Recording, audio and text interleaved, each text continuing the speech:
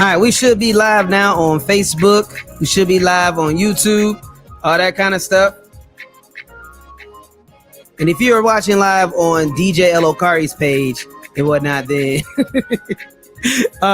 we might have to end that stream right now too. So go to Pocket Con's Twitch page if you're trying to see what's happening next.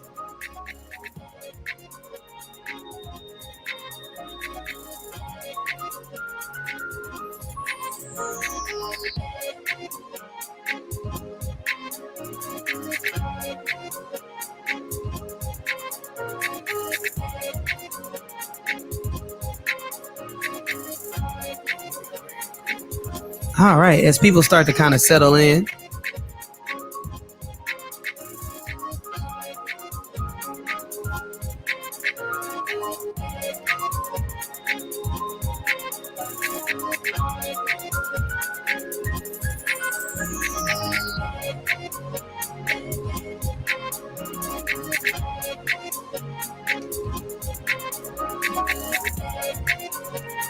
Okay, all right. Welcome to the Lovecraft Country Conversation. It's with your boy DJ Elokari. All right, man. It looks like we finally got everything under control, man. I am so excited about this conversation and what's going to be happening and everything. We've been working really hard, trying to get all this stuff together, man. It's been such a crazy and amazing day, man. So thank you guys so much for rocking with PocketCon 2016. I'm sorry, PocketCon 2020. I need to eat some food.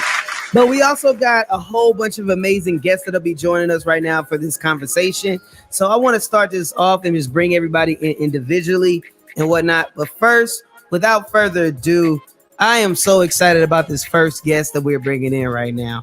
And it's low key, a little bit of a reunion. But, I thought, what, first off, why not start this off with my homeboy, friend of mine who I'm so excited about getting in tune with. And also, if you guys are watching and you guys have like questions or anything, I'm, feel free to, ask questions, all that kind of stuff. But without further ado, I would like to bring in a friend of mine. His name is Erick Yamamoto. What's up, Erick? What is up, my man? It has been way too long. And dude, it's crazy to see you. How you been, Erick? What's up? Oh man, it's been great, man. You just hit me up one day out of the blue, and it's been like 15 years, and I'm saying we're here. I'm saying, and like the crazy thing about this whole situation is you're like, I was like, you know what?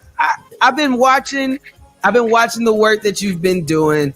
You have, we have a shout outs to, SAIC. We have friends who go by, we have a group called the Goons that we have. And shout outs to my homeboy, Uram Josh Lee. But he was like, yo, man, have you been seeing what Erick's been doing? And I was like, yeah. I mean, like, what you mean? And I think this is when Get Out happened, right? Mm. And I was like, hold up. Erick is working on Get Out? Bruh, come on now. Hold on. So, yo, my dude, you've been working in storyboarding for quite a while now. And I want to bring up your website and so everybody can see this and whatnot. But tell us a little bit about like what's going on with your career, how long you've been at this. Yeah, man, like the floor is yours. What's up, homie? Tell us a little bit about it. Yeah, why don't we start back from SAIC? So SAIC was a multidisciplinary school where you could do, many different types of things. You could do film, you could do printmaking, you can do a bunch of other things, anything. And then like you kind of get lost there and you don't have you come out of school without a portfolio. So I came out of school without a portfolio, and I just ended up having to. Oh man, I think I didn't post any of my stuff yet. Oh no, it's plenty on this website, bro. You good?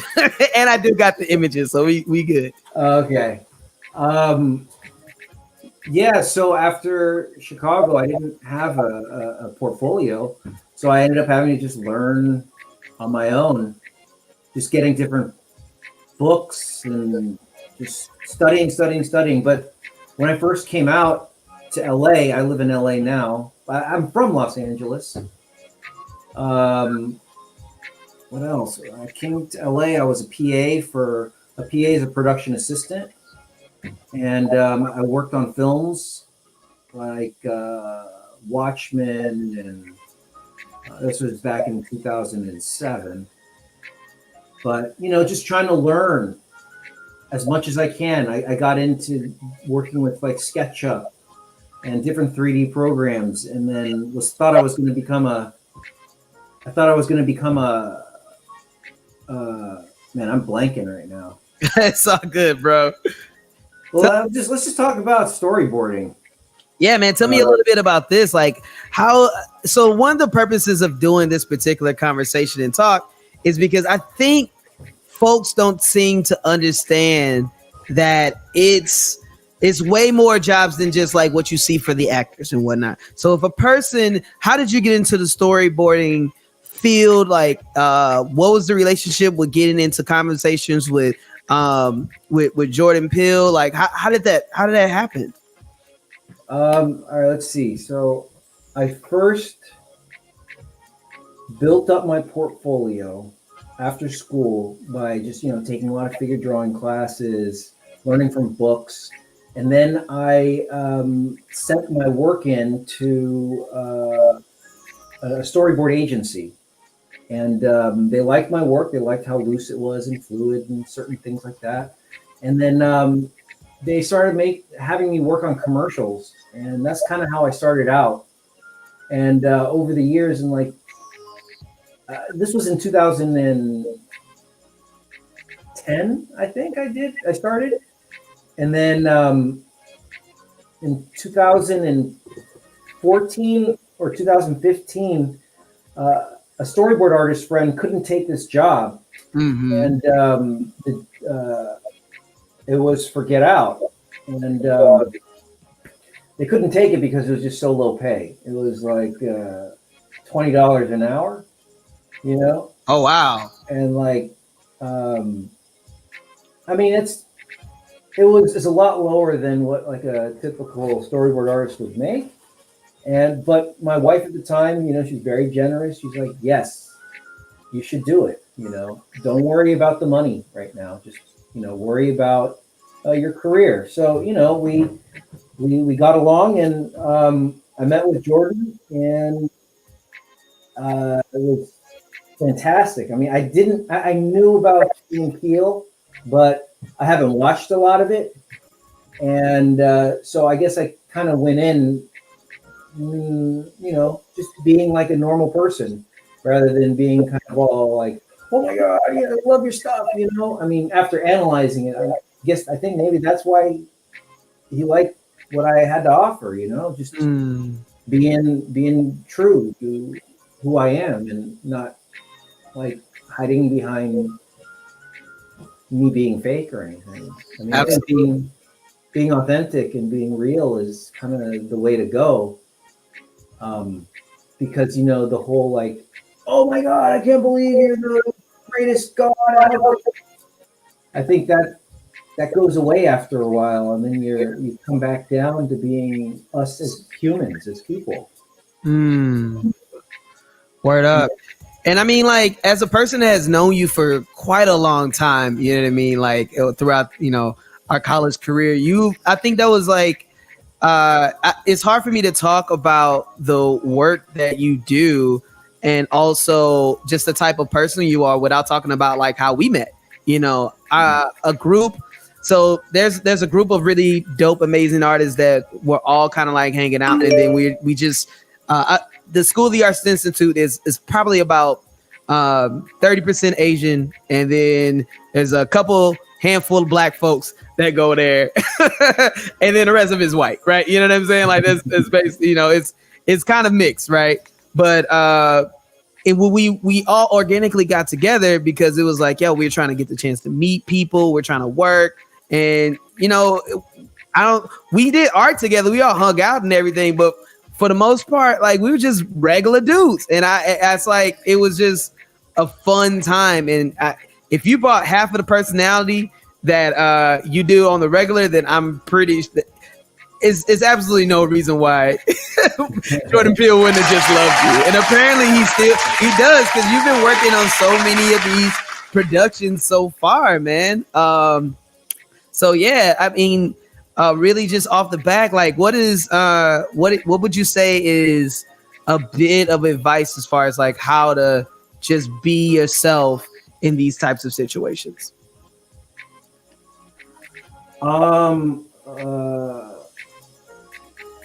Actually, you know what? I don't know. Because, I mean, that's honestly, you kind of have to make your mistakes. Yeah. Just so you can understand what not to do. Facts. But in terms of art, just do it every day. Just keep doing it every day. Even if you don't even know why you're doing it, just keep going. Because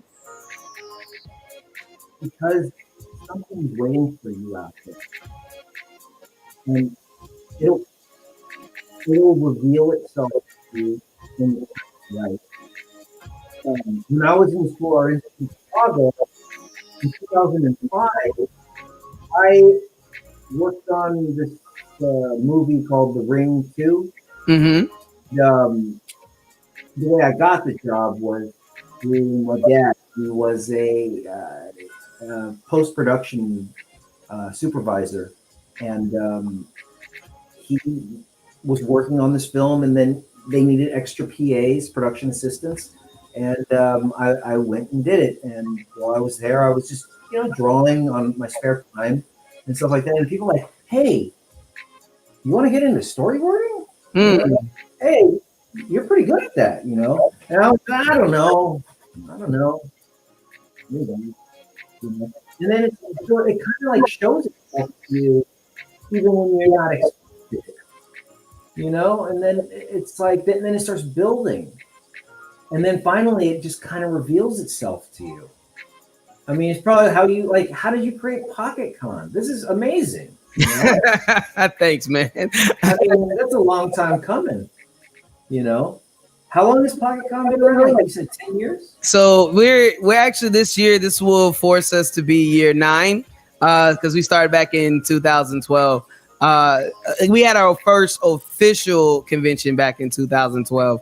So so we're comfortably in year 9 right now. How many people came out in year 8? Shoot, around like year 8, we had like 3,000. Oh my God! Yeah, we get bigger and bigger every year. So we just learning and keep continuing to grow. And let's try not to make that into a super spreader event, right?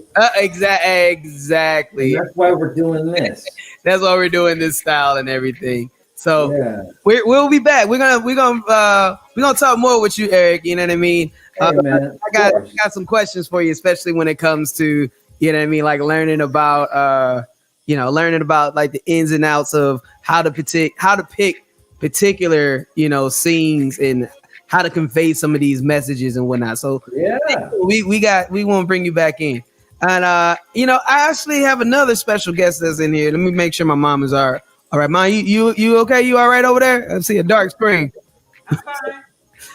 Make sure you got the right camera, because it just looked black right now. So we'll bring you back in a minute. Let me know when you're ready. But in the meantime, I gotta bring in a friend of mine. She's amazing. She's been shouted out on Lovecraft Country. She's an amazing comic book artist. Everybody make a little bit of noise for Afua Richardson. What up, Afua? I'm chilling. I'm every day we learning a little bit more. We're getting more stuff done. And yeah, man, it's good to see you. How you been? What's going on with you? How has your quarantine been so far? Oh, I think this year has really been about just kind of going for the things that I've been procrastinating on or doubting myself on. And after working on a production like Lovecraft Country and seeing what's really possible when you have a team of just amazing people working together to create just a really phenomenal production, I'm like, okay, well, I have been trusted to be a part of this. So I need to start trusting and investing in my own ideas. And Facts, facts, facts. so that's why Absolutely. I'm launching, my Kickstarter right now, and um, for Aquarius, the Book of Myrrh. But man, just working on Lovecraft Country was just really phenomenal. I got to work with the props master, JP Jones, who, if those who don't know, a props master is someone who makes everything that the actor touches that isn't wardrobe, which Mm. is a lot. So he made the orrery, he made Hippolyta's armor and the weapons. He even made D or Diana Freeman's notebooks by hand. Like he Oh wow. hand wired, like he punched the holes, made the paper. I mean, it was a very, very intricate production. And so I was brought on board June of last year on a recommendation by two of my friends. And they were specifically looking for a Black female illustrator to work on D's hand drawn comics Yeah. about the young daughter. So I got to be a part of it, which is super cool. It's like, we old comic nerds, yes. You know what? This It's is really amazing. interesting too, because like before I even knew that it was you, I was like, them D illustrations look kind of similar. I'm just like, they look real similar right now. That looks, and of course it was you. Like, of course, absolutely, of course. So yeah, tell us and congratulations, because I'm just looking at your Kickstarter and it looked like you may have made all the little money you might need. So if you have not donated to this project, tell us a little bit about this. What's going on with this? Congratulations, making that. Thank you. I'm super, super excited. Aquarius, the Book of Myrrh is my first creator owned in 15 years of working in the comic industry. I had a chance to work with Marvel, DC, Kodansha, a whole bunch of stuff, but this is my baby. I'm doing a modern retelling of mermaid myths and legends from all over the world and melding them with present day issues with water, as well as some of my own family history and stories from people that I've known and things that I've researched.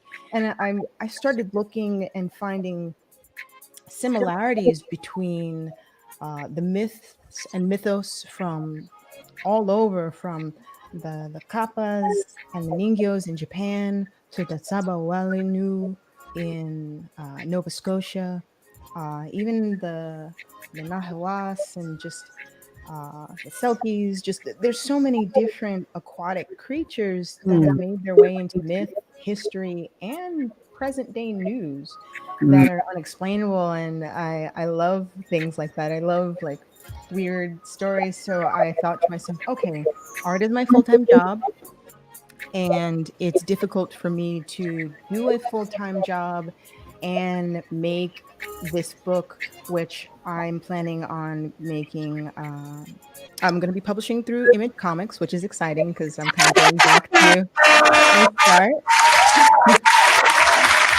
Very nice. I started off at Image Comics, and now I'm going back there with my big project, my big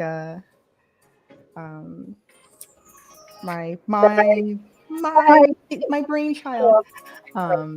And yeah, like it's going to have music accompanying it, and I'm going to be joined by Mike Smith, who's an amazing guitarist who worked with Remy Zero, and just, I mean, he has a crazy like rap sheet of artists that he's worked with, and Paul Ritchie will be producing, and I'm going to be joined on the track by Daryl Mack of Run DMC. Hey. An honor. So hold on, because I saw that one of the things that you can win is a live performance. Can you? You know, you know what I mean? So you got them singing pipes too. You know what I'm saying? I see you. I see you. I see you. I see you. And if I have like samples of some of the songs on the Kickstarter page, and I just before doing comics, music was my full-time job. I was a background singer. I was a voice actor. I played the flute. I played a little bass. I did songwriting. Lots of performing. I did an off Broadway show. I mean, it was like literally my full-time job. I went to LaGuardia for the Performing Arts. Did an undergrad at Juilliard. Decided I didn't want to be a classical artist. Yeah, that's one of the songs. It's just a demo. Even in the dark. Okay. I see you. You already getting some comments right now. Sonny was like, "Oh my God, you're not all them vocals. I'm down. You better recognize." All right. So you know where to go find that. You better find that Earth Girl demo and everything and stuff. Yeah, and I just thought, now is the time that I want to bring all of my disciplines together. I think now is a good time to do that. And after working on Lovecraft, I was like, okay, this is incredible. Like, what else can I do? I'm on the set of one of the most incredible film, or it felt like a film, TV series that's out right now. So why not make a story that uses music to help tell parts of the story? Why not? Absolutely, and that's what it is about, yo. This representation is so extremely important, as well as your work is so extremely important. So, like, I'm super excited about what's going to happen with your upcoming projects and everything. And yeah, man, like it's crazy. So, if you all are just joining us right now, we're having 3 representatives from Lovecraft Country come and have a conversation with us. They're going to also be asking I might be asking them some Lovecraft Country questions just to see, how well they know this. Sure. There's a quiz. We're about to see what happened. I actually have some of the images from the show. Okay. On my screen. Share that screen. We'll most definitely we'll show you guys what's going on with that too and whatnot. So, and there we go. And Afua's job, she did the illustrations of D. D's character, Aurelia Blue, and whatnot. So we're excited to have her on the show. How did it feel also to get name dropped in the show? Oh man, I cried. I've been doing a lot of ugly crying this year.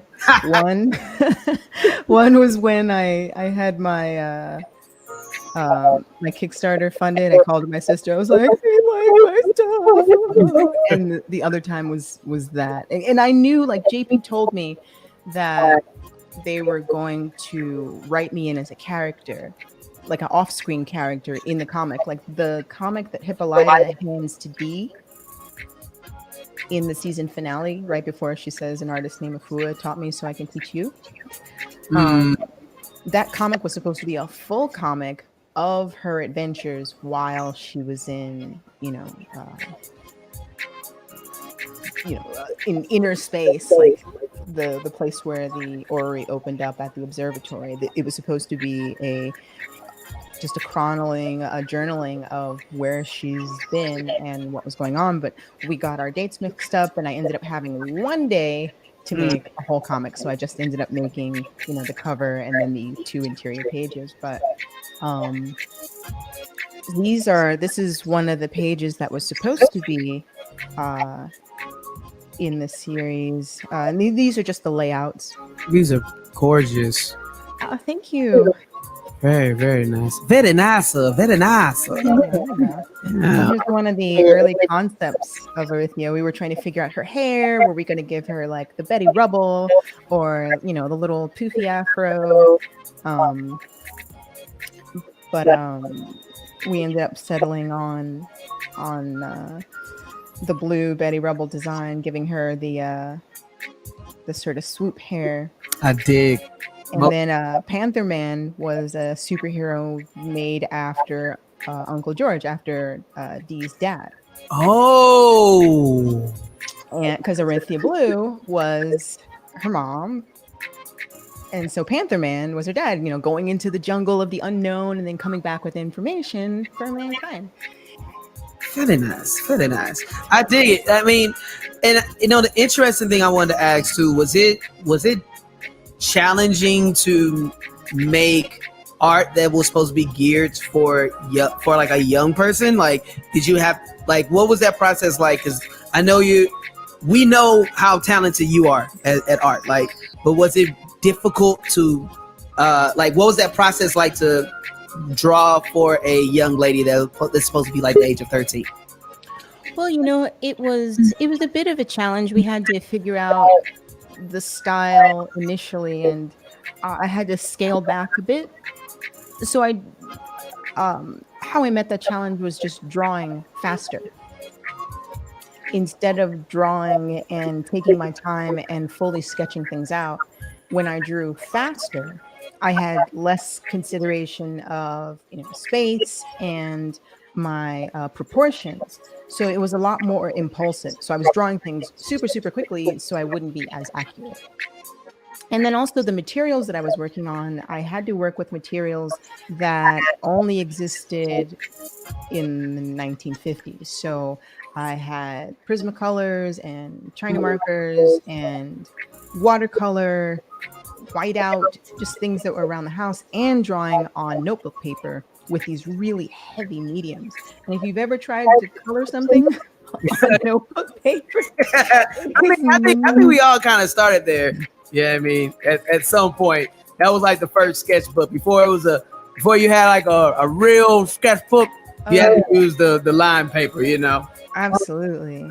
So I was limited to my palette, and that also helped because that meant that I couldn't get as accurate a line, but still try to make something that was cool and fun and colorful. And I worked with Misha Green, the executive producer on the show, and she was saying, look, we want her comics to be drawn by a very talented teenager. We wanted to look, like a kid. And so I kept it to primary colors and very vivid colors. But also, she was like, make sure it looks cool. Just to make it look cool. And I was like, okay. Oh, it absolutely does. Absolutely does. No, in some cases, when the paper gave out, I kind of like cut out, existing notebook paper and like glued it on top. And well, you sincerely succeeded in my book. I'm sorry. It's pretty amazing to me. So it looked good to me. Thank you. And it was fun. I just had to make up a script. I got told the general idea of what was going on, and I was like, okay, she's going out to fix some satellites on a distant world, and she encounters a crazy robot monster. Check.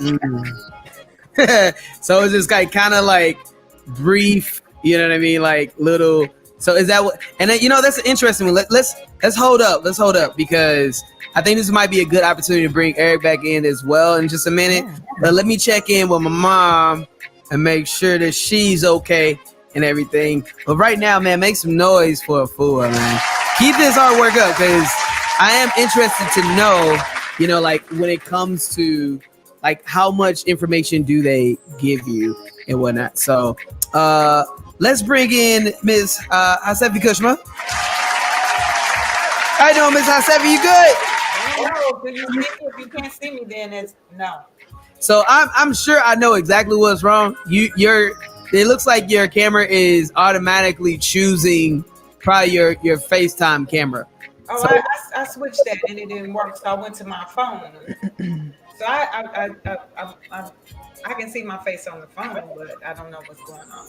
Oh, okay, because you're completely black to us. Yeah, I had to. I wasn't getting any support again. Okay. So I went to my phone instead and put it in there. Okay. Well, it should be all right. I guess we can talk to the black for now. Why don't you? I should be coming through the phone. Oh. I'm gonna say enter broadcast. Oh. See what happens. Okay, there we go. Let me see here. I should. You might be. How was it doing? Yeah, I got you. So I'm gonna remove this one. There we go. All right. So if you put some headphones on, then we should be completely squared away. Because then that way you can still hear us, and then we can hear you without getting my weird echo voice in the background. Okay. All right. Yeah. There we go. I'm just getting a big old echo from you. In the meantime, while you get that one together, let me go ahead and bring in my co-host, Miss Ashley Smith. What's up, Ashley? Oh, you remembered me. Of course I remembered you.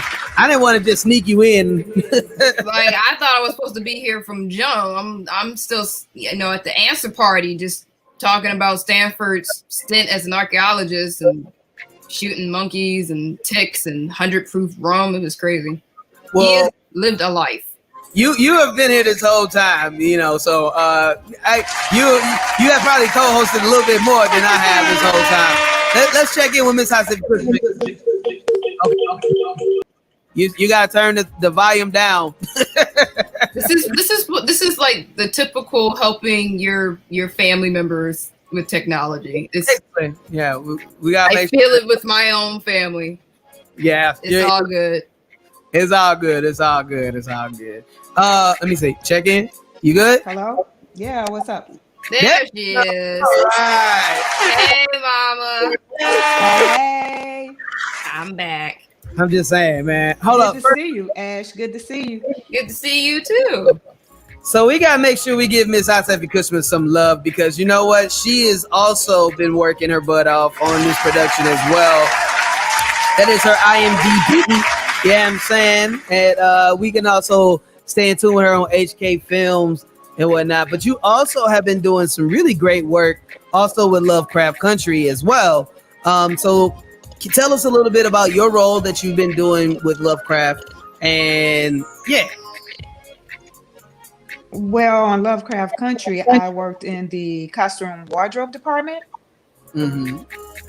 And so I worked with the Jigabobos, the stunt and photo doubles for Christina's character and Journey's character and Uncle George, the Courtney B. Vance. So I worked with their doubles. I would have actually been working with them. However, it rained that week. Well, they knew it was going to rain that weekend.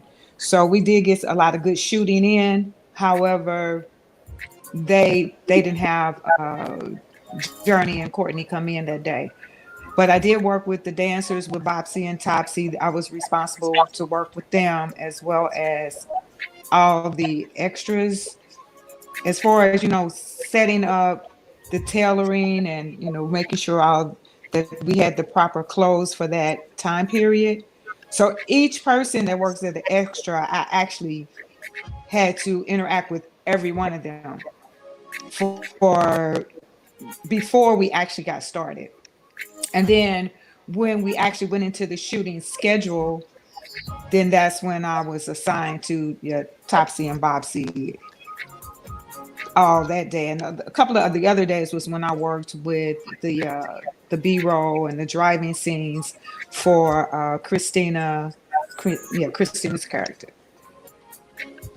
Right on. So this is what would you say it was how did you get into wardrobe, and a little bit about like your history in film?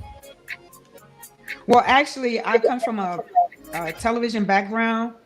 So I've been in the arts and entertainment and motion picture, whether it be television, video, programming for cable TV and, satellite and all of that before it started. I was in television for a long time. So I've been in arts and entertainment like 40 years. Okay.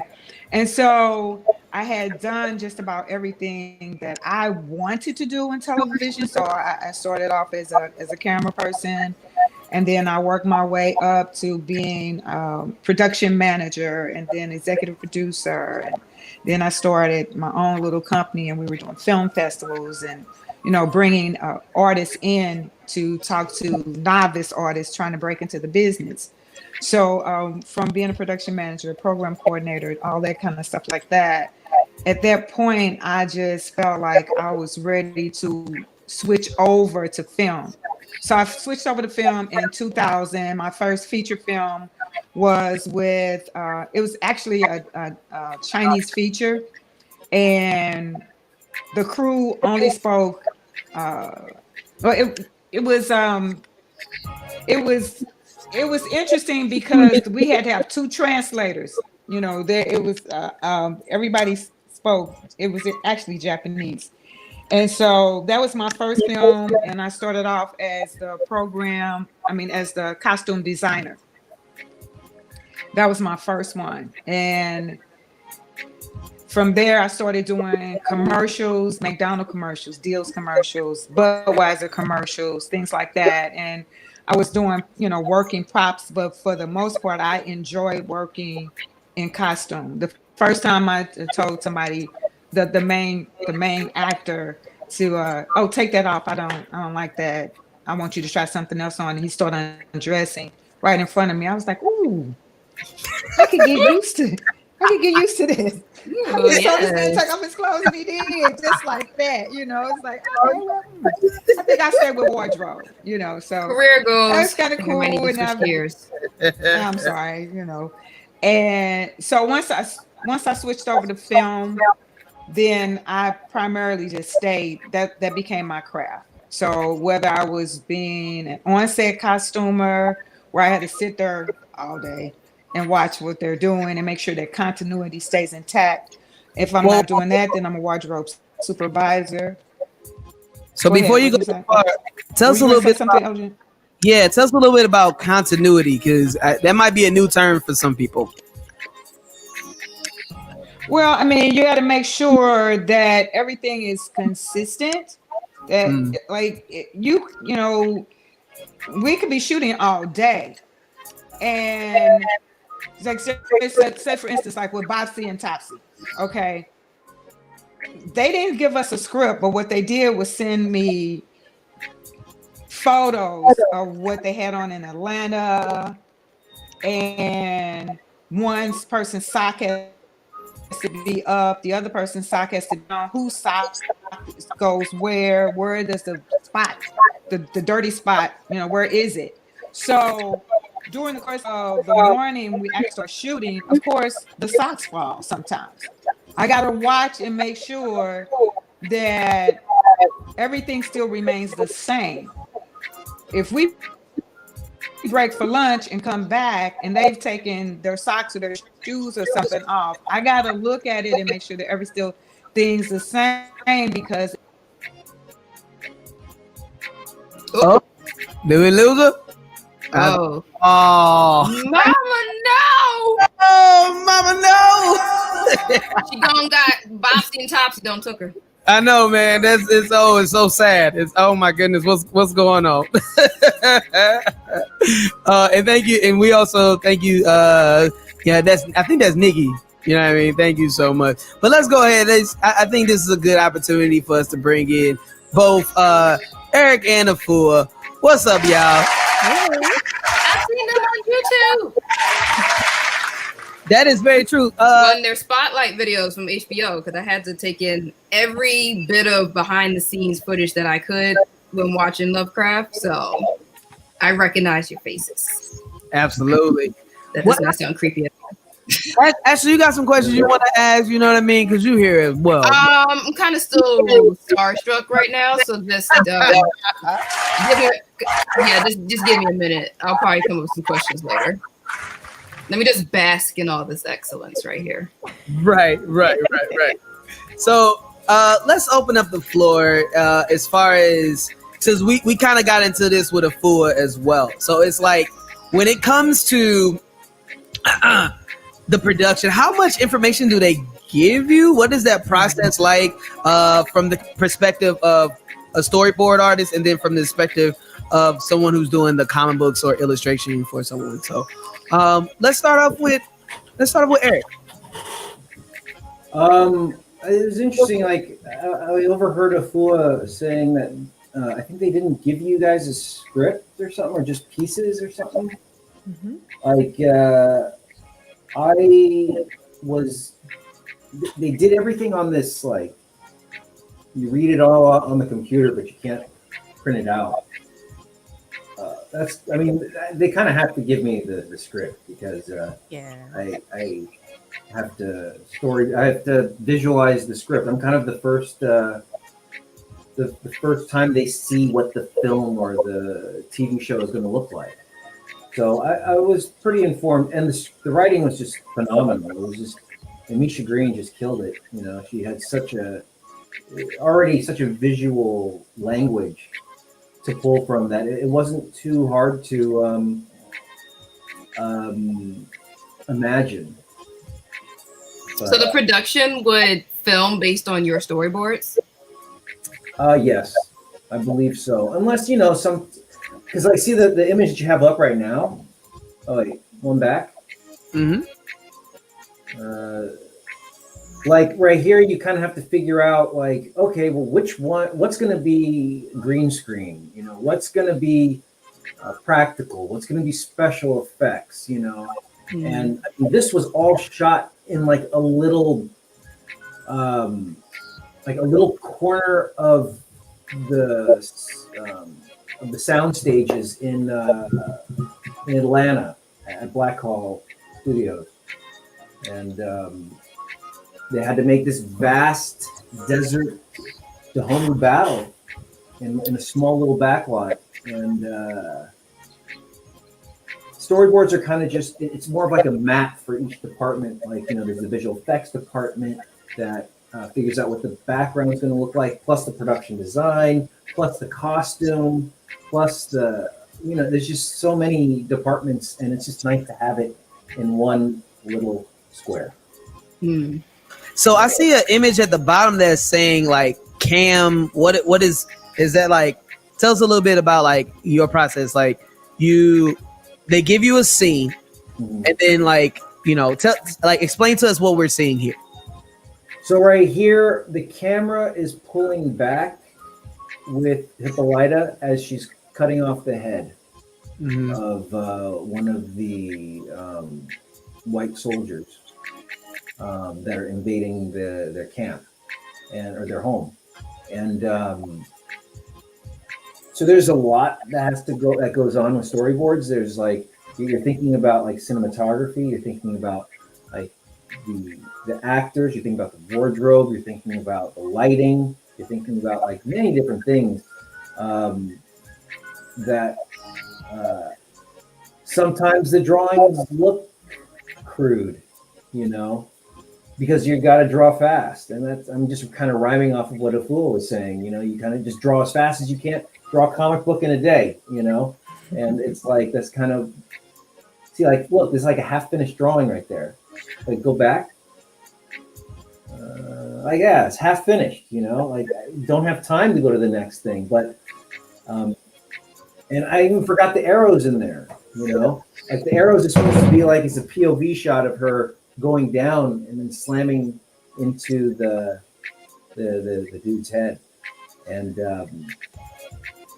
the crazy thing is, I know this scene exactly. Yep. You know what I mean? Like, I know you're like, oh man, like, da da da. Yeah, I can see some of the motions. Like, I can see how it was translated. In the instances when you are like drawing really fast and don't have time to describe the camera motions or drawing the arrows, are you in the room explaining the storyboards to the other departments, or do you have to go back later and write in the camera directions? Yeah, I go back later and write in the camera directions, and but like some of these things I would pitch to Misha Green, just if I didn't have time to write it in, I would just pitch it to her verbally as it goes down. And I think that's kind of the most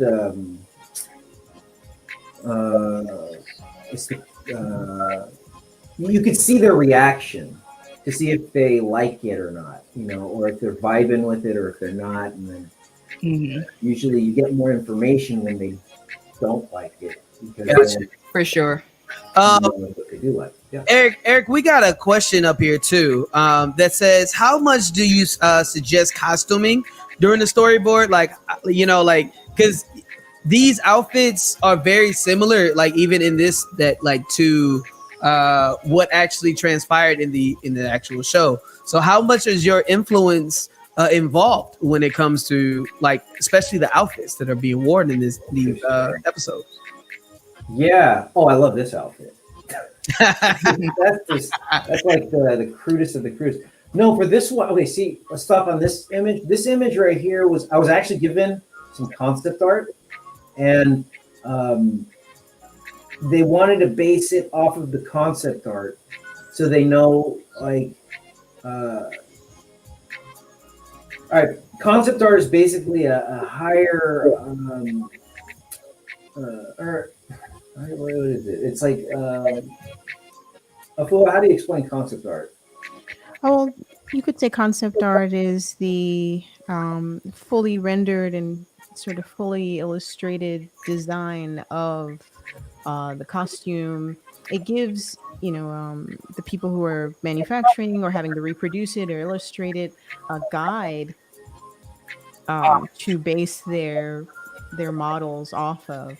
And so they have their own process of sketching and refining, and then going from script to screen, where they go back and forth with production to be able to say, okay, this is the look and the guide that we can work from, so that we're not just kind of guessing in the dark when it comes to a costume or a concept or facial features or weapons and things like that have to be consistent, as Right. Also, like tone, like also right. Like what is it going to feel like? Is it bright and sunny? Is the shadows hard?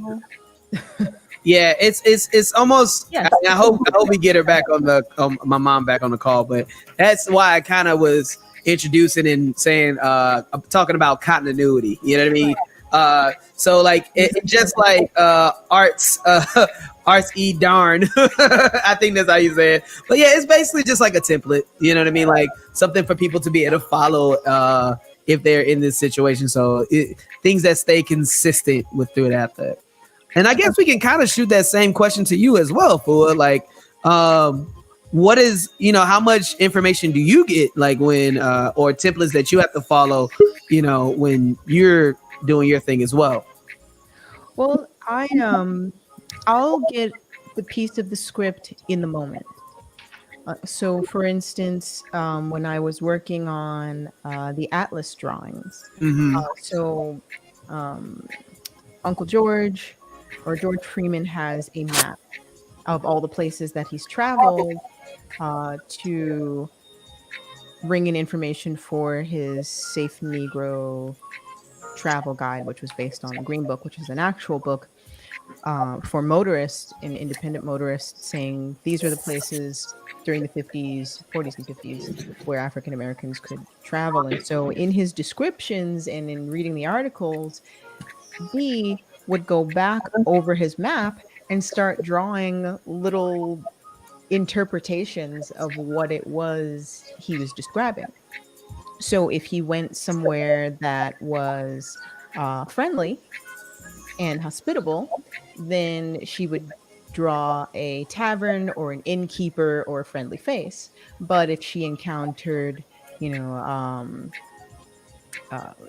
he encountered someone who was kind of horrible or malicious, even though they hadn't encountered magic yet, it was almost like she was intuiting that, these places had some kind of evil within them. And so she would interpret, the bad guys as ogres, or Klansmen as ghosts, reapers for you just don't go there. And Lovecraft Country was one of those places that you just didn't go. So it was neat having like a Dungeons and Dragons map. Exactly. That's exactly it. Basically. And then for the actual comic that Hippolyta creates, I got script and concept art for the places that she traveled, but a lot of the locations were generated with computer graphics. So there wasn't a set, there wasn't a physical place where she visited. She's green screened into a set, and so I had to reproduce that for her travel comics. So I got pieces, but no context, which was actually, I kind of enjoyed that because that meant that I could enjoy the show without spoilers. Like I knew something was going to happen to a character, but I didn't know how. So it kind of made it fun for me to watch. And I'm like, oh, this is that part. Okay, now I understand. Absolutely. And I mean, hold on, Ashley, I want to get you with a follow-up question too, but also welcome back to the stream, Ms. Hatsephi. Come on. Hey. We got you back. I heard you tell a story, Ms. Kushma, a little bit about your what she going again. It's all good. Ashley, you got a follow-up question as well? No, I just thought it was funny how you said you'll only get context as it relates to what you need to draw in the scene. So going back and seeing the comic strips in context, and even how some of your artwork was even foreshadowing for things to come, like especially your blue, and how a lot of the comics actually played into events that happened or would happen. It was pretty cool. And it blew my mind. Like I was squealing like a small child whenever the comics would come up on screen. I was like, it's like, I did that. That was me. I do that. We made it like a family event. Like me and my husband and my mother-in-law would watch every Sunday. Like I would make dinner or she would bring some food and we'd sit around and we're like, okay, we're about to be enamored and grossed out. Let's watch Lovecraft Country. Yeah, man. I love that your family actually watched it. My family, I don't even think they got through. Well, my mom definitely did not get through episode 1, and Topsy and Bopsy was a big no. But, oh man, episode 3 in that basement. Oh my god. Oh yeah. So I needed water. The visuals for the show in general is just crazy. Did you help concept art any of the disfigured people for the haunted house, or? Oh, not that part. Oh man, no, that was the stuff of nightmares. I'm actually glad. I kind of wanted a breakdown of like the different ghosts that you see in the basement, like if they were based on any actual victims. They absolutely were. There were a lot of historical references. Even some of the shots were based on existing photographs, and some of the poems and things that were being recited really played into context. And so I think Misha wanted to make something that would make people think, make people search, all of these Easter eggs throughout. And it was really incredible to see. And I didn't even know. I was like, that was part of the fun. Listening to the podcast after fact and knowing the historical references. Yeah. Oh yeah, absolutely. For me personally, after every episode, like some of them episodes, I had to take a long bath. Man, I was just like, this got me all up in my feelings. Okay, in your life. I was like, I'm not crying. I have cat hair in my eye. Right. You know what I mean? I'm not sad right now. This is fine. This is fine. And then to see some of those elements in today, it's like not a whole lot has changed. No, not a whole lot has changed, and that's the scariest part, especially when they were in Sundown County. Yeah, that was like, this is still happening. Like honestly, I just learned that there were still sundown towns. Mm-hmm. I had no idea, but like there's still quite a few places that have sundown towns, and I'm just like. It appalls me. Erick, how much did you get a chance to? I mean, especially being an Asian man, working on this type of a production, and many of the Jordan Peele productions and whatnot. That being working on Us and Get Out. How difficult was it for you or was it difficult to be adapting these types of stories and trying to find spaces for these types of stories? Like, you know, how did that feel? What was that process like for you? Oh my God, it was so exciting. Just because it's like none of this has ever been seen before, you know? I mean, it's especially Lovecraft, it felt like a Marvel film, you know? It really did. I'm not, I completely agree. And it's like, it's a new space that has not been tapped, you know? And especially like with Lovecraft, I mean, the whole, like them going to Korea is like so real because the Korean War was during that time, and interweaving it in African American story is brilliant with the added element of Lovecraftian horror, you know, and racism. It's just it really tipped the scale, you know. What was your what moment? Were you able to watch? I know you worked on the series, but were you able to like actually watch a lot of the series as well, Eric? To be honest, I'm only on episode 3. You know why? I did not spoil anything. I gotta tell you, You lucky man. He's working. He's working. No. I get self-conscious. Everything. I get very self-conscious because it's like I saw it in my head a certain way. You know, I need some time to go. I need some time to pass. You know, to kind of like let my mind breathe from it because I still see it a certain way. And then seeing it translated on the screen, it's like it just looks different. You know. Yeah.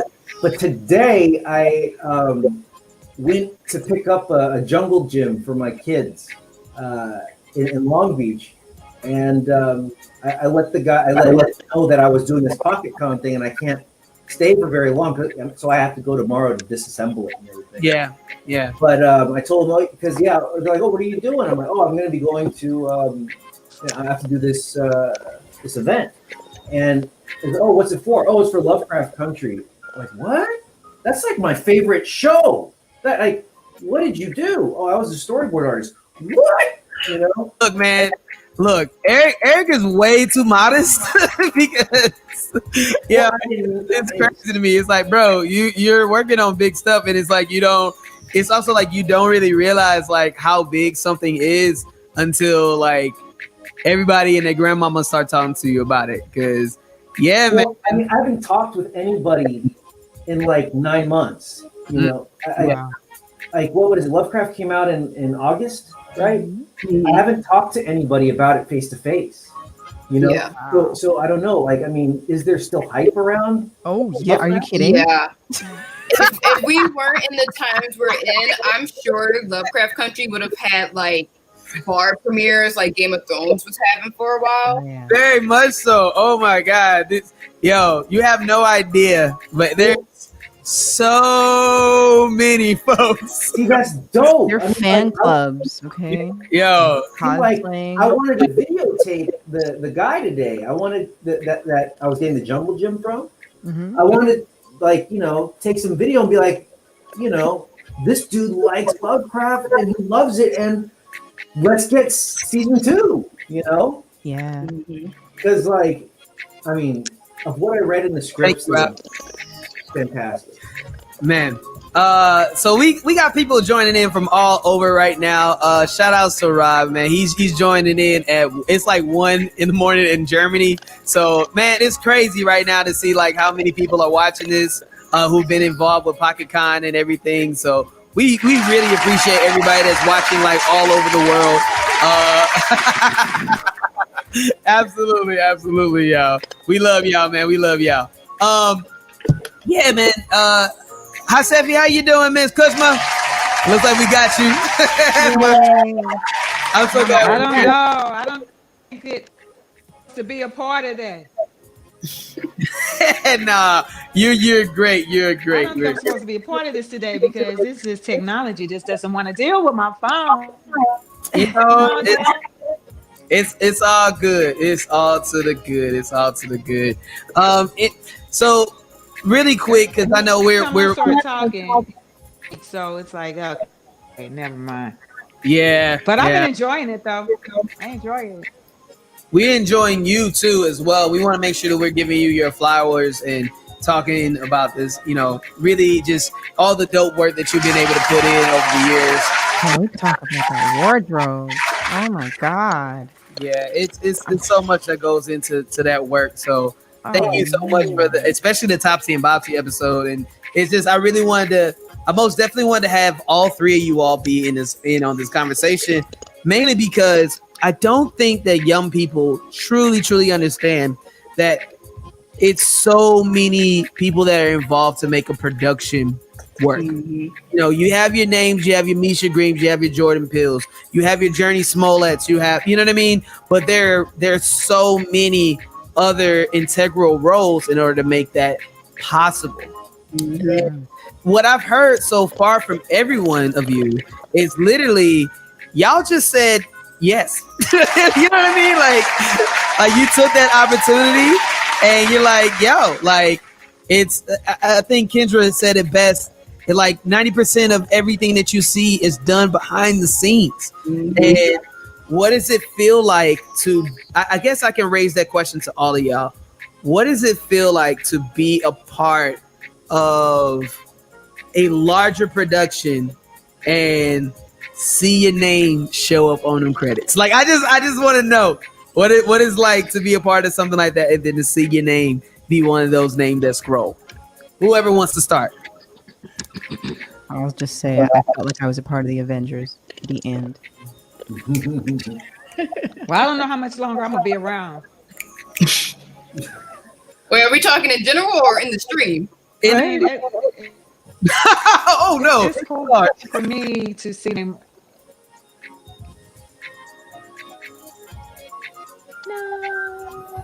You said it's good to see. Oh no! First, everybody want to talk, then nobody talk. Oh no! We thought we were trying to hear you. We were wondering if you had we lost you for a second and whatnot. I guess but let's talk about what you, Eric. How about you, man? How does it feel? Like this is 3 huge productions for you as well. Yeah. I try to stay humble to it, because you don't know when the next thing's gonna happen. And but seeing your name on the screen it feels permanent, and it feels like it's kind of like your stamp, that you added to something much bigger. But at the same time, you're not an island. You needed everyone, to participate. And I'm sure, in some of my storyboards was Afua's comic, and also in some of the storyboards was Hatsephi's costumes, and like vice versa. It's all connected. It's all like this big wheel. That just we're all. You need every spoke for there to be a wheel. Yeah. Absolutely. All right, y'all. This is we getting to that time right now. Ashley, you ready to test and see how much these Lovecraft Country folks may know about the actual show of Lovecraft Country? Oh, hold up, I froze. You know what I'm saying? Shout outs to Blur.radio. Because Mike Stidham, you know what I mean? He came up with a couple of questions to challenge y'all to see how much you may know about the actual show itself. All right? So we're going to do a little bit of Lovecraft Country trivia. Make some noise for Lovecraft Country trivia. Wait, but Eric hasn't seen all of the show. You might No, spoil it. I've read it. Oh, okay. You ready? I've read it. It'll be fine. We'll be all right. We'll be all right. You know what I'm saying? Well, you know how people kept coming at me for spoiling, so I'm sensitive. I was predicting like all the points before they even came up. They're like, "Did you get the script?" I'm like, "No, I just pay attention." Look here now. Yo, I'm gonna tell you this. I actually predicted quite a bit of what actually happened on the show. By episode 2, I knew most of the story beats. I was like, Whoa. no, seriously, no, like it's not even a game. She literally knew most of the stuff that was actually happening on the show, like to the point that I was texting her.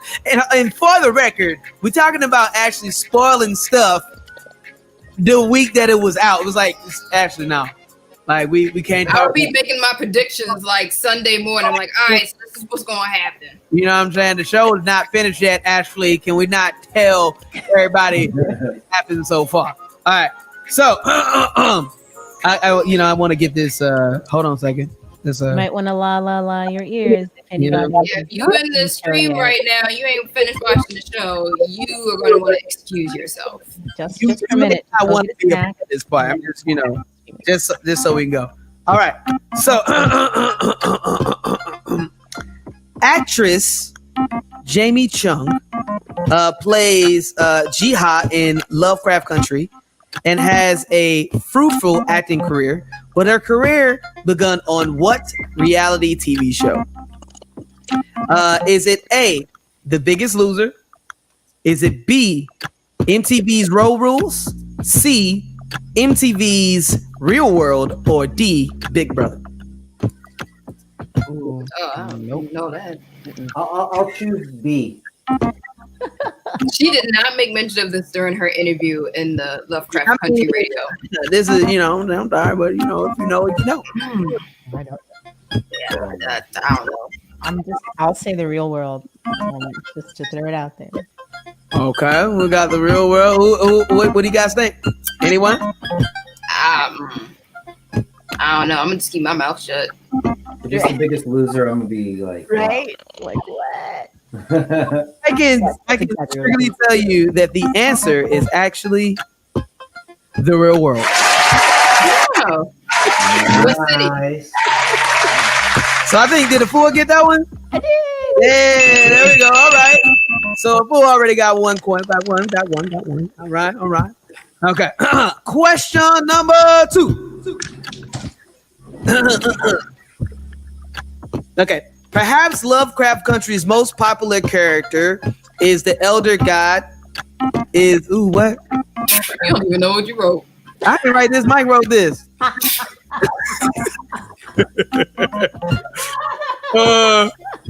The Sound it out. the Lufu, the Salufu, the LTH. Cthulhu. Oh, Cthulhu. Oh wow. Hey man, it looked funny. I'm sorry. Okay, I understand. If you've not approached that word before, it's like What you trying to say? Cthulhu. You know what I'm trying to say. The Cthulhu, something like that. All right, yeah. Did the Cthulhu, true or false?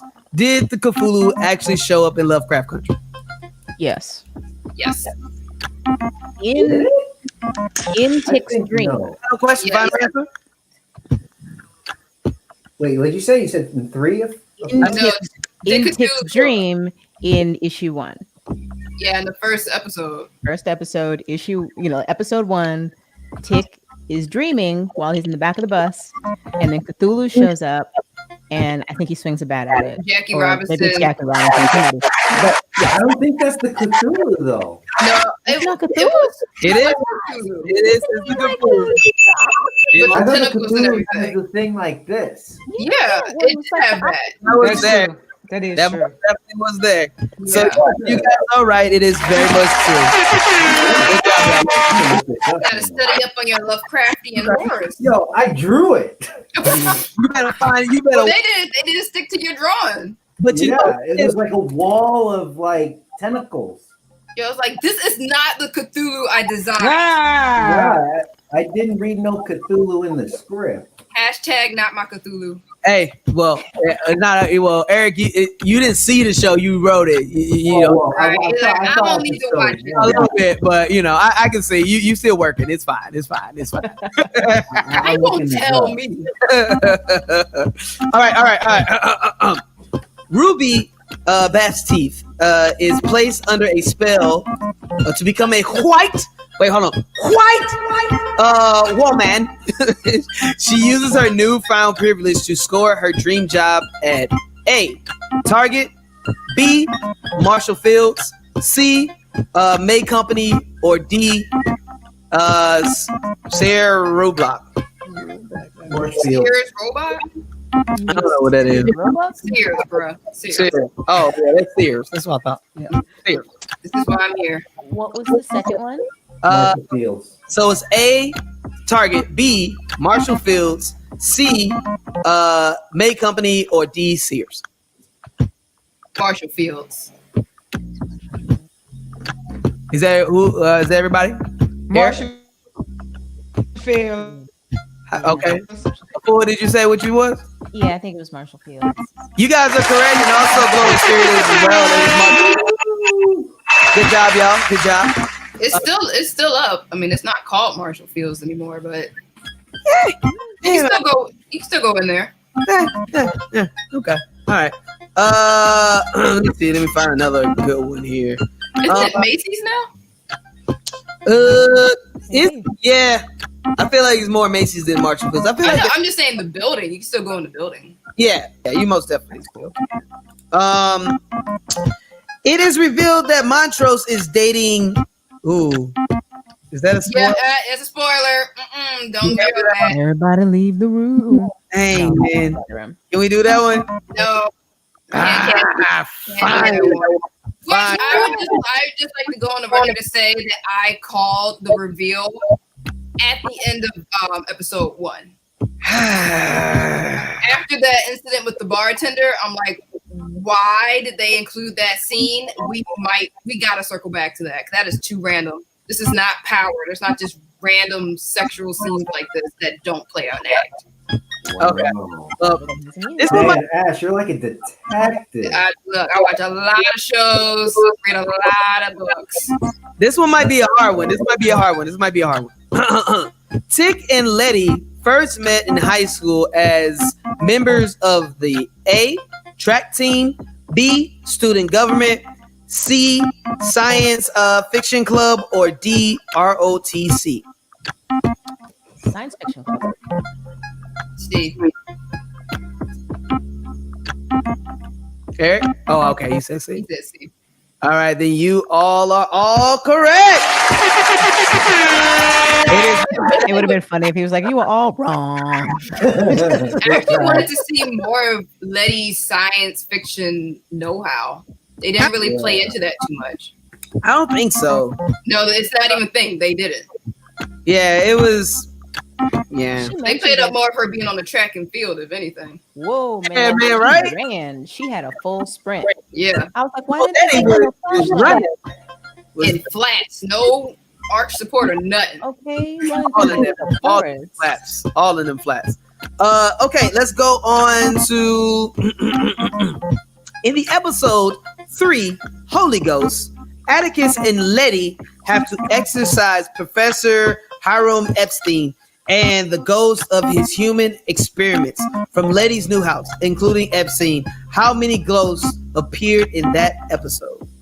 Oh, Hold on. now I gotta remember all those grotesque images. Right. I'm trying to help you out. Baby head. Is it A, The dude. 13? Is it B, 9? Is it C, D? Or is it D, 7? Wait. Is it Did 13? you say it's CD?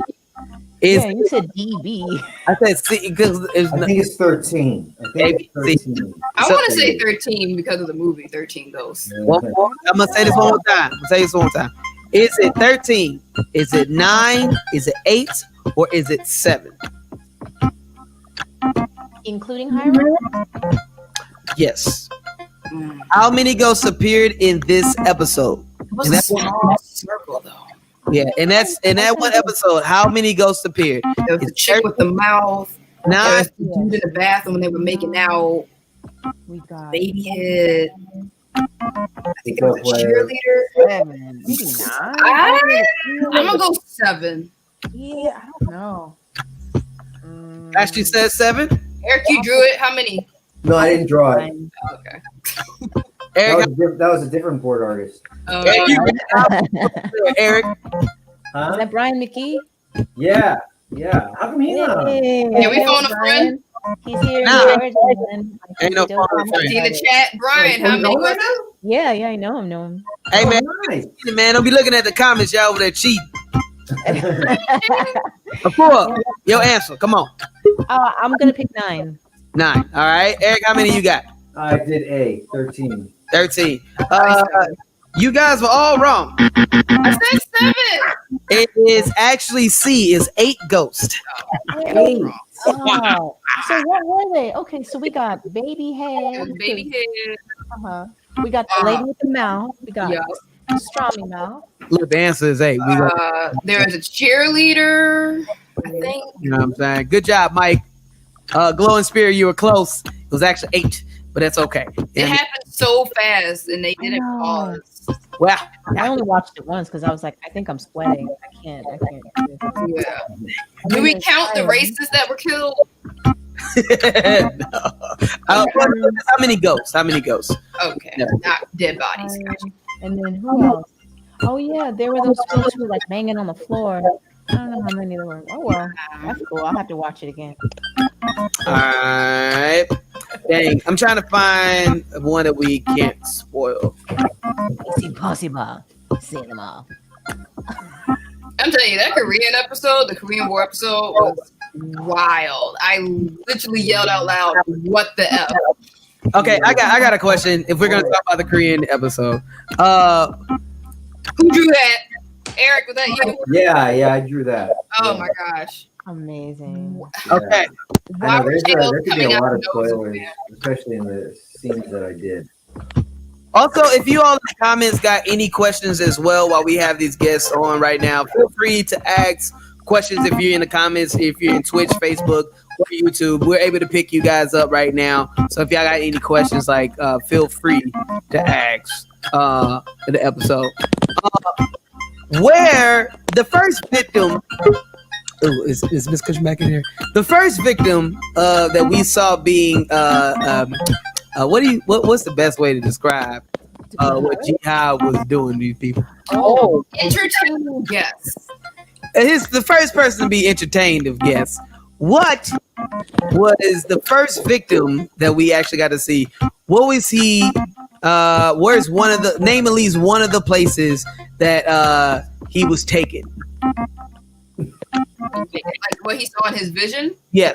In the last moments. There was a baby's like birthday and a mountaintop. That's all I remember. Okay. Eric, what about you? Oh, I boarded that. See. So you should know that. Sure. I think 2 of those were right. The mountaintop, the baby scene. There's like a baby, like It's almost like a photo, like a posing. yeah. It was either a wedding or a baby's birthday. Yeah. Yeah, I think it was a birthday for sure. I can't remember the third one. But Oh man, that was so. Was it him being born? I don't think. Final answer? Yeah, what is it? Yeah, it's most definitely a mountaintop and the baby being born. You got What that. was the third one? I don't remember. I'm just trying to think off the Why top. you just making stuff up? I thought I was going off script. Well, all right. We do got some questions, man. Thank you guys. You guys did pretty good. Not bad. I'm just gonna share my screen. Real quick. Oh yeah, go ahead. Let me know when you're ready. We'll pick that up. So one of the questions in here comes from Kendra. It says, do you think there were any unintentionality and colorism in the casting of female roles? Unintentional? Yeah. Can I just say that as a viewer, I feel like it was very intentional. The colorism of some characters, like especially between Letty and her sister Ruby, just in not only showing that they had different fathers, but also how they were treated by society. I I agree. feel like Ruby never really spoke on it specifically, but you could feel there was like a sense of like slight resentment in kind of Letty's flighty ways of life and how she just flittered from one thing to another with no real consequences and always somebody helping her. Meanwhile, Ruby is having to work twice as hard just to get, even attention for jobs. So like, even when white guys are talking to her in the bar, she's like, I'm not paying you no mind because I know what you think you're going to get from me just because I look this way. I absolutely agree. What about you, Afua? I think it was unintentional. I think Misha, and I think I'm recalling an interview. I think she wanted to kind of stay away from that. He basically cast these actors, and when they read the script and they were reviewing it, it was basically like, oh, I have no choice but to do this. Like these roles were meant for them. And I'm sure there were other people who were considered and so on, but when they, especially Journey, when she read the script, she was just like, I have to do this. Like, I definitely have to. And the resentment between the sisters was real. It was not real as in, they don't like each it wasn't other, just based on, oh, my sister's light skin. Right. But right. it definitely helped, I feel, in that unspoken tension. Like, if you have any siblings that are, lighter or darker than you feel it. You don't speak on it necessarily, but you just know that people are going to look at you and your sibling different, just even in not looking the same. Absolutely. I agree. And then at the same time, they didn't consider the other's experience. So one thought that the other had it easier than they did, because even though Letty was very flighty, she had the same mother who left her alone, and she was flighty because she didn't have an example of someone who was there for her. So she adopted those same things, and they were both disappointed. They were both basically, abused and mistreated as children, and they probably got their mother at different, eras of her life, but you can still feel the resentment. And I think from watching that Letty is a lot like her mother in some ways, but as they start to grow and their relationship starts to progress, and Ruby has different experiences. She's like, well, maybe this thing that I wanted, maybe this thing that I'm mad at my sister for, I don't want. Like I don't want to have her experience. I don't want to be treated like I like who I am. And it took literally being in the other shoes. Christina, literally killed herself to understand, because she couldn't. And that's okay. Like, people have different experiences and so on. So I really love the fact that this opened up a larger conversation. Absolutely. As a person that also worked on it, who did a lot of did the storyboarding for these characters, was that something that was intentional, Erick, at all? Repeat the question. So the question that came up is, do you think colorism played a big role? And for those that are not familiar, like what we're talking about here, it's like Letty is very much light skinned, right? And then we got and her sister is a lot darker skinned. You know what I mean? So did that play into the effect of choosing who would star in these types of roles as well? That's really interesting. I don't know. I really don't know, but that's so fascinating. Yeah. It's interesting too how in the show I didn't really see Letty getting favoritism for her being fair skinned. Exactly. I didn't see that at all. Like, when she got arrested, I thought for sure they would go a little, lighter on her, but they did not. Her like a man. Yeah. Basically. Like, the way they treated her no different than any other Black person, which is basically how they see a lot of Black people in general. But, that whole idea of like favoritism, the lighter you are, that didn't really play that big of a role in Lovecraft Country as I thought it would. Yeah. No, not at all, actually. And she got the hate from the neighbors. And then when you actually sit and think about it, like, when you think about those friends of yours that are light-skinned Black folks, and like when you were kids, they were called high yellow and all kinds of things. there wasn't any favoritism. They got it from both sides, and it was just. If anything, I think favoritism is more so within the culture itself. Yeah, I see that, especially in today's society. I definitely see it, Right. especially with like my lighter skinned male relatives. They'd be like, "Yeah, you acting like a light skinned dude right now," and they know it. They will point it out. I won't even say they're like, "Yeah, we're doing that light skin, rubbing your hands together, licking your lips thing." I'm like, "You said it, not me." Word. We got another question coming up from Mike Stidham as well. And hold on, I'll bring it up. And I believe the question is something to do with season 2. Do you think there should be a season 2? And you know, what do you think should go down if we did get a season 2? Should should there be, like, was it perfect? Like, because sometimes, you know, it's like touching something that is already so good. Do we really think we need it? So, what do you think? There's so many potentials. There's so many like ways it could go.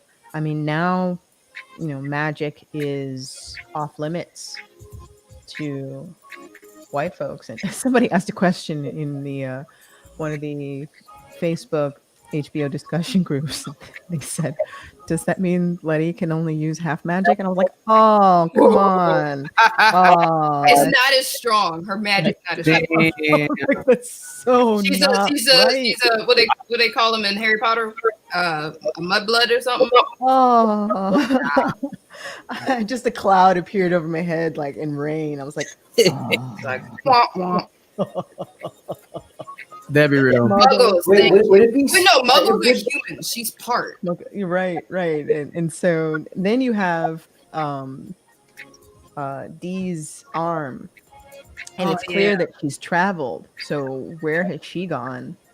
And Tick is dead. So that sucks. But then you also have the story of their ancestor, so you can flesh that out as well. Like what happened? How did she, know that she should grab this book and run? What happened to her? Now I kind of got a question about Dee as well, but I don't want to. Let's answer this question. But I do have one in my mind about where that ended with Dee. Eric, what about you? Do you think there should be a season 2 or? Oh yeah. I saw like one of the versions of one of the endings of one of the Full Circle, and I thought it was so cool, but they didn't use it. What was it? Something that could I be don't know used. if I could. I can't say. Do you think it's something that could be used for a season 2? Yeah, it could definitely be. I could see it being used as season 2. Okay. But, I definitely can see there being a season 2. I just think that I think the fans need to really step it up, and I mean you could do a lot with people. Do you think it should be a prequel series or set more in the future to when the events of the show ended and where things alluded to with like the family? Well, why not both? We'll see what happens. Speaking of, I don't want to say too much. Yeah? Okay. Speaking of endings, though, it's been a discussion about whether or not Dee should have been the person that killed, about what do we do with our young people and putting them in situations that are introducing violence in that type of a way. How do you guys feel about that? And I'm sorry, I don't mean to give too many spoilers, but I guess without telling you who gets killed, I can say that Dee does end up doing the final blow. And how do we feel about? Do you think that was the right decision? Yes, no, I don't know. How y'all feel? I think it was kind of a natural progression of her regression into violence. When you look at what happened, first she loses her dad, and then temporarily loses her mom, and then gets possessed, and then gets cornered by police officers, and then loses her arm. She goes through a lot, and then she loses her friend. Mm. in a horrific way. Mm. She's just getting traumatized back to back to back to back to back, and so now she's empowered with a metal arm. Mm. Yeah, she's seeking vengeance because she's angry.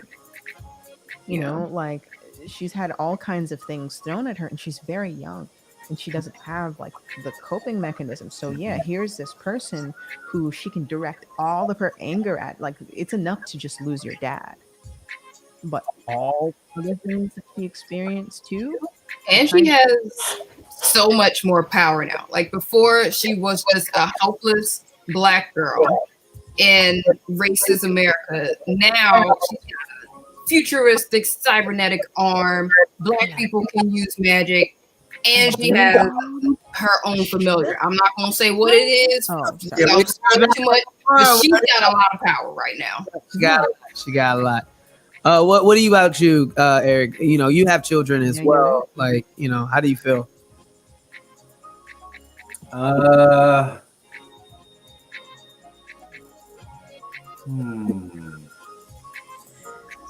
felt bad. I have to get back to you at that one. Yeah. I don't know. Like I wasn't mad at her for what she did. It did kind of seem misdirected in a way. Mm. I mean, at the felt end of very it all, hard. this person did play a role in a lot of events, Yeah. but this was like their first interaction, kind of like conscious interaction anyway. Yeah. And for that person to actually be asking her for help, and she's just like, nah. It's like, oh, okay. Well, this is a new D we dealing with. Yeah, and the weird thing is when you really stop and think about it, Christina, beyond her other identity, she's always been straightforward. Yeah, Like, I called that one too. yeah, it was. Too. Called That it. one I didn't expect.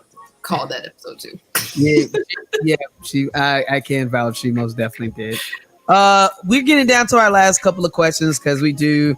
We're getting down to the nitty gritty, and I hope everyone has been enjoying everything that's been going down today. Yeah, like the last question that we heard from Arts S. Darn is so what's been going on with production for you guys, like especially during these COVID times and stuff like that. And for those of you who may have just jumped in, we're sitting down with storyboarders and one of the artists who did the official comic for Aurelia Blue. You know what I mean? And Erick and Afua. So what has production been like during this crazy COVID time? Afua, you take it away. Well, I don't know what the plans are for HBO. There are a lot of productions that have been put on hold.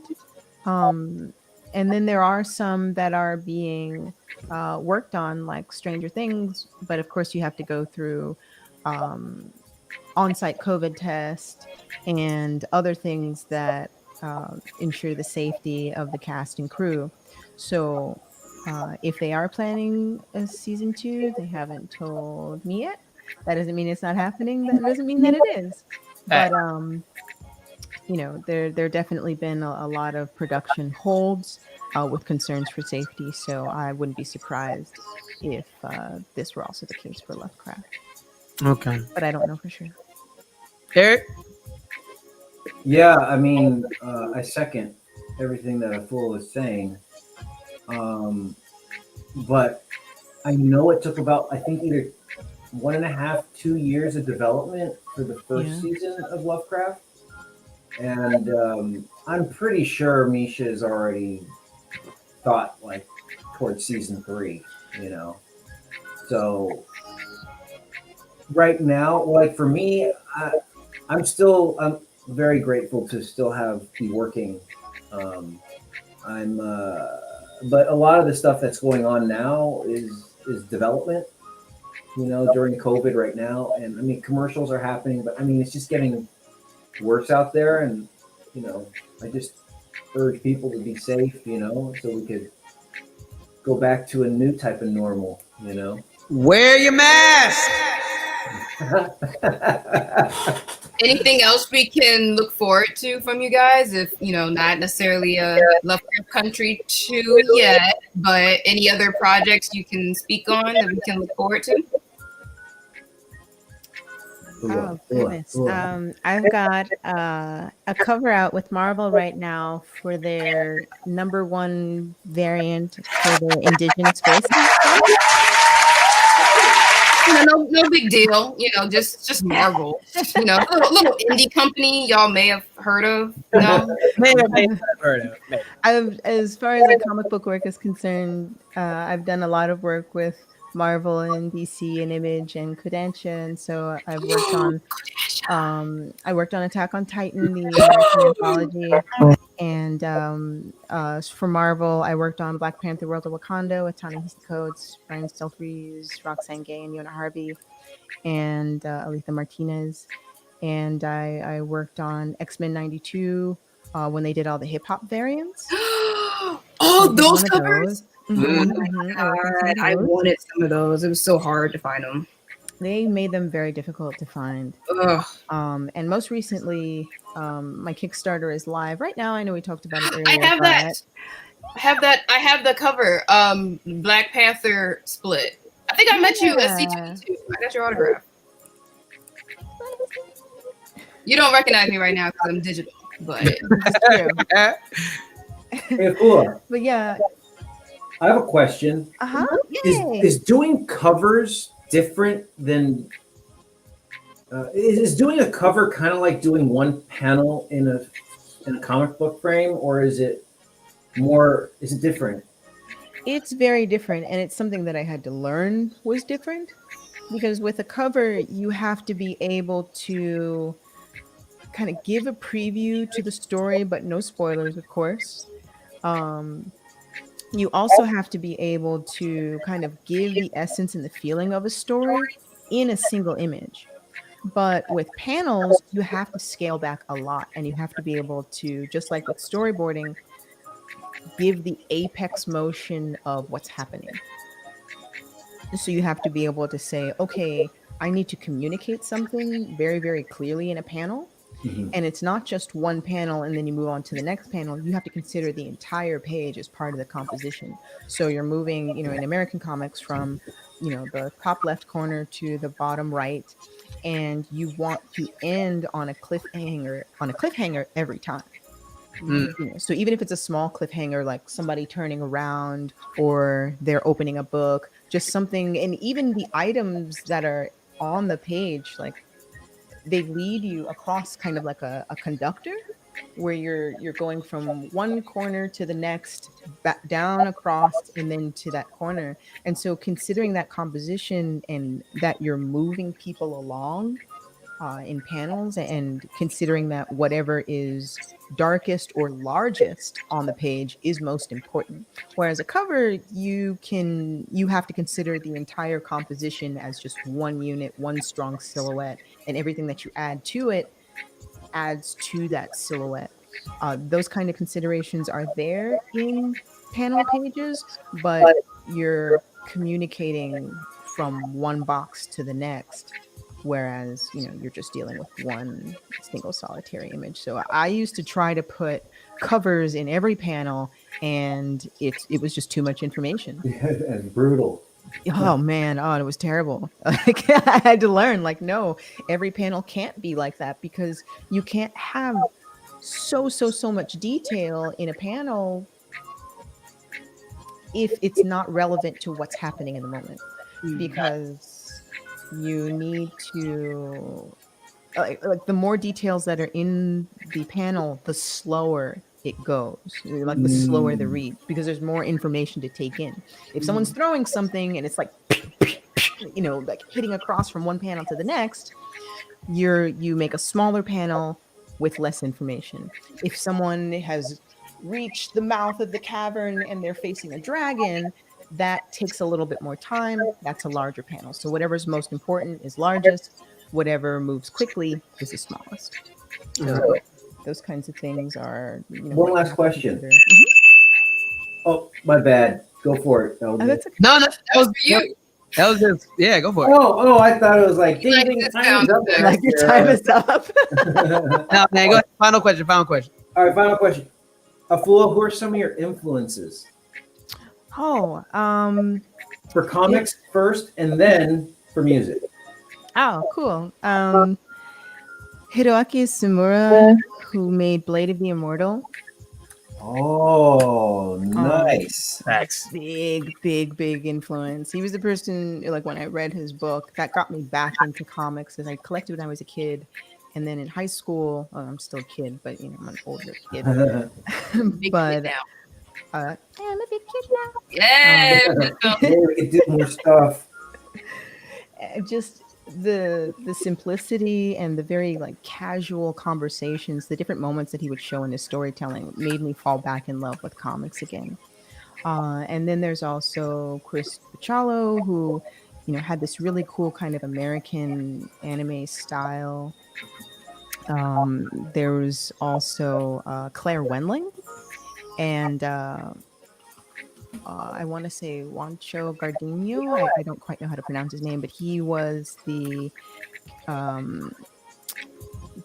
main character artist for Sabor in Tarzan. So that cheetah, that panther, he did all of the keyframes for that panther, and then he created a book called Black Sad, which is one of my favorites. It's a beautiful book. It's completely hand drawn in watercolor. It's this noir comic about a panther that is a detective, and all of the different nationalities are different animals and so on. It's just a really phenomenal. Yeah. It's stunning. It's absolutely stunning. And then, there are artists like Brian Stelfreeze and David Mack, and those who have directly influenced me. And when I started going to comic conventions, they were the guys who were like, "You're good, Afua, just keep going, try this, learn perspective, study anatomy," because I'm self-taught. And so I didn't have the same structure that I did with music that was like, okay, if you want to get better at this, this is the exercise that you have to do. I didn't have that with art. But thankfully, having comic conventions, you can just go right up to these artists, and you don't want to take too much of their time. But I would ask them, hey, what is the thing that you do to keep your skills sharp? And they said figure drawing, studying life, studying shadow. And I was like, okay, we'll carry my sketchbook everywhere and do these things. Music wise, I absolutely love Stevie Wonder. I used to study a lot of his sheet music. And then like Tribe Called Quest, Aesop Rock, and Dvorak, Stone Temple Pilots. I mean, I'm into a lot of different kinds of music. Sarah Vaughan, Sade. Sade. Yes. I got her on my wall right now, and one of her albums for my birthday. She's so beautiful. Bjork, I really love Bjork. Radiohead and Tom York, just their choices. And lately, I don't know, I've just been, Spotify is spoiling me because I can just go through a whole bunch of different artists now. So and their recommenders are actually really on point. Like every week, I'm like, it's like they know me. Right? Exactly. It's true. So good. Like my family's like, yo, why is your playlists are always fire? I'm like, I know. The algorithm, the one algorithm that's not mind feeding is the Spotify one. Right? Man. So I mean I really love D'Angelo, Deltron 3030, Moses Somni, who actually did one of the songs in Lovecraft Country. The scene where Montrose is at the club. Oh yeah, that was beautiful. Lonely world. Beautiful song. Okay, girl, you better sing. Oh man, I just love a lot of different kinds of music. I like Thundercat and Flying Lotus. Oh, Flying Lotus. Ooh. Yeah. You get lost in his albums that you're working. Like, you don't even realize you're like on album 5. You just let it play through. Exactly. And man, I love Prince and Recipe. Speaking elders language over there. man, I can't believe I live in a post Prince, post Michael Jackson world. That's crazy. It's been hard. It's very strange. Very, very strange. Little It's nice dragon. to still hear their influences, though. What's that? You still hear their influences in a lot of artists that at least appreciate their music history. Definitely, like that singer. I think she plays guitar also. Emily King. Mm. She's like a soul singer. That was my son Leo. Thank you. He's not a baby. He's a tiny one, Yeah. I'll be out soon. Kanye, man. All right. That's my friend Elgin. What's up, dude?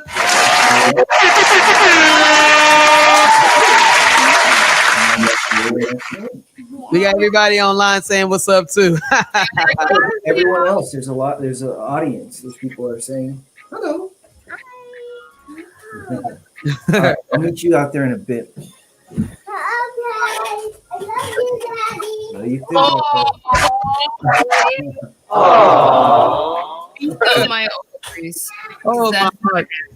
Oh my heart. He keeps me going. I also have a daughter. Oh man. You're trying to get all us in the fields right now, man. Oh man. Getting us But, the storytelling helps with them too. You didn't read the storyboards to them as like midnight stories. All right. And No, this is yeah. when the Shogoth bites the man's head off. Oh, he likes that. But real. Yeah. So y'all, we're at that point where we have to get ready to end because we still got a little bit more convention for folks to be able to see. I hope everybody has really been enjoying the talk, man. Make some noise for our amazing. So first off, I gotta say shout outs to Ashley Smith for joining us. Who's been co-hosting this entire panel with me. This was really fun. I am now following you all on LinkedIn, and we'll probably find your social medias if you have them. Absolutely. I really want to keep up with the stuff that you guys are doing. It's really cool. And if you guys have any other questions, you feel free to hit me up on Instagram, or I mean I'm always willing to help because there's so much talent out there, and come on board. Don't be afraid. Absolutely. So you can follow Erick right here on Instagram, y'all. It's it's always with me too, because it'd be like the people that are doing the dopest ish, and you be wondering why don't they got that much, but because they working.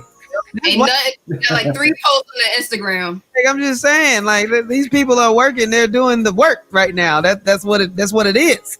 So please follow Erick at Yamamoto. Erick, and that's YAMAMOTOERIC on Instagram, and is that the best way to stay in contact with you, Erick? Yeah, for sure. Solid. Right. Oh man, yeah. Thank you guys. So please stay in tune with Erick, man. That is what's going on. What about Afua? What is the best way to stay in tune with you? You can hit me up on Instagram at DocTaFoo, DOCTAFOO. I'm about to pull and bring that up in just a moment. You know what I'm saying? Hold on a second. I thought I was already following you. Yep, I am. There you go. I have 2 different pages, but there we go. Pulling this up right now. Shout out to my sister who saw that I put Lovercraft Country. That's what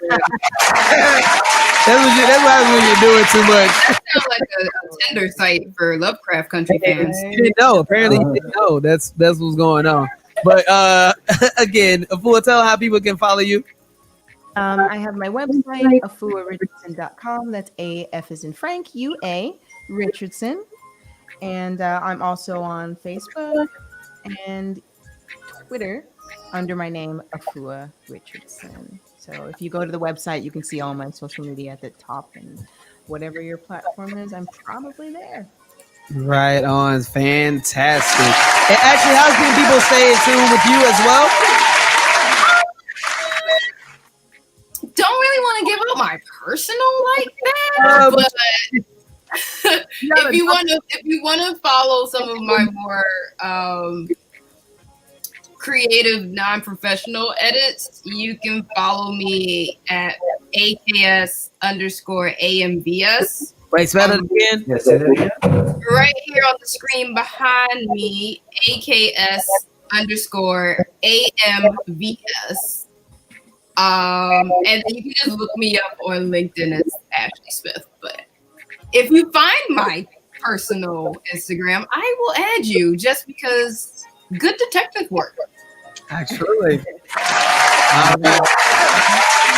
So follow those amazing people, man. We still got a performance coming at you guys by Substantial.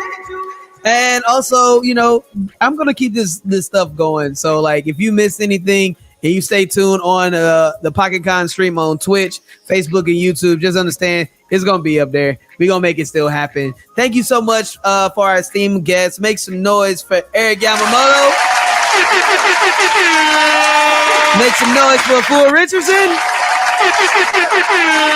And also, please follow Hatsephi Kushma. We were having some technical difficulties, but make some noise for Hatsephi Kushma. You can follow her at hkfilms.com and whatnot, hkfilms/stl.com, man. Much love to her as well and for her amazing work as well. And because she's my mama, I wouldn't be here if it wasn't for her. So make some noise. That's right. And for PocketCon itself, man, thank you guys so much for doing this, man. People have been tuning in. You all are amazing. Thank you so much for everybody that's been watching in on Twitch. You know, we're just keeping this going and everything. And we still got way, way, way more to grow. You know what I'm saying? Shout outs to Kendra right here. Love y'all, man. And also, like, these folks, Erick and them have been waiting for quite a while in order to get this con going. So, yo, thank you guys. You all are our last live panel. Did we do good? I hope we did a decent job. Fun. You know what I mean? So we appreciate you guys. I'll see you guys. See the rest of you folks. What's up, Terry? Who's been holding down the Coliseum this whole time, man? We love you. You know what I'm saying? Thank you, Terry.